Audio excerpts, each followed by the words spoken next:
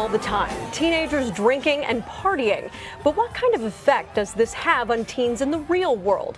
Well, a new study in the journal Pediatrics found that 15-year-olds who watch other teens drinking in movies are more likely to have tried alcohol, more likely to binge drink, and more likely to have alcohol-related problems.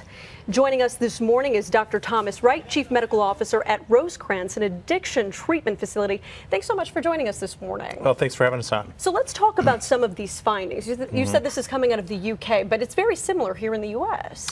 Right. The difference is about the use. In the U.S., we've done some of these studies too. The difference in the UK, they studied about 5,000 kids and looked how much time they watched alcohol drinking in movies. In the U.S., it's a little bit different. The UK, there actually is much less time. Our kids see about 3 times the amount of alcohol drinking in movies that they do in the UK. So it's a little bit more of a problem in the U.S. Oh, wow, goodness. Well, does this surprise you at all? No, it doesn't. You know, we know that kids, through social learning and cultivation theory, they actually see things. We, as an adults, we sort of show examples and they follow those examples. So they feel much more comfortable with drinking when they see that a lot because they think it's not going to cause harm. They think it's a normal process, and so they, of course, learn from us and they begin drinking and using alcohol earlier. So for our parents out there, what are some of the signs and symptoms that your child is abusing alcohol? Well, at Rosecrance, we have a number of things on our website that you can look at, but some of the things that I always tell, the parents that come into Rosecrance is things like it's important to watch for changing behaviors. Certainly with alcohol, you can smell something with them. At Rosecrance, we always worry about cigarettes. Cigarettes seems to be the gateway drug for a lot of things, so if you think they're using cigarettes, that often leads to alcohol or marijuana later on.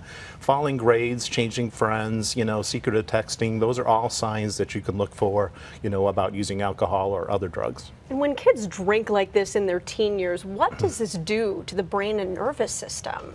Well, that's what at Rosecrance we're most worried about is that, the teen's brain is still developing. We used to think it was done developing when they were a child, but now we know that it continues to develop, well into early adulthood, especially the frontal lobe, the front part of your brain that helps with what we call executive functioning or making sort of rational decisions or thinking. That develops last, and all of these things, there's a number of studies that show it can affect the development of that. Okay, we have about 30 seconds left. What do you suggest parents do if they suspect their teen has a problem?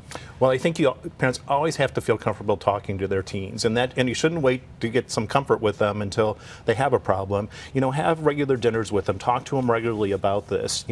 Don't be afraid to call a professional. You can call Rosecrance and we can guide you through that conversation. We can see if we can refer to anybody that can help, but look for the signs and symptoms and don't be afraid to confront it. That's the basic message that we'd like to give at Rosecrance. Wonderful. Dr. Wright, thank you so much for joining us. Great advice. We appreciate it. Thanks for having us on. All right, well, coming up, the former American Idol judge getting ready to walk down the aisle. That's the rumor. And we hear from the leading lady of the new movie, The Age of Adeline, Blake Lively, next.